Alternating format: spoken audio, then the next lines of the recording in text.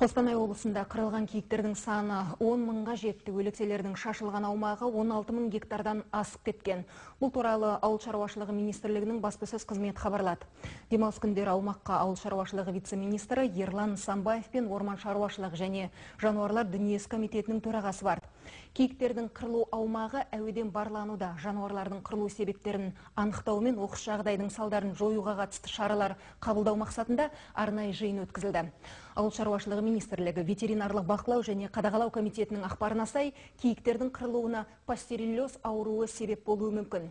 Киіктердің өлекселерін жинау және жою жұмыстарына министрліктің аумақтық бөлімшелері мен әкімдік қызметкерлері қатысуда. Бүгінде 5,5 мыңға тарта киік жойылды. Алайда жұмысты жылдам жүргізуге дауыл мен жауын кедергі келтіріп отыр.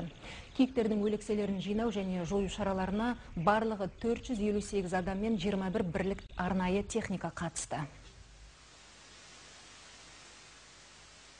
Қазіргі уақытта 5300 бас көмді, утилизированы. Соңғы мәлімет бойынша воскресенье демалыс күні 10 мың бас киіктің өлгені табылды.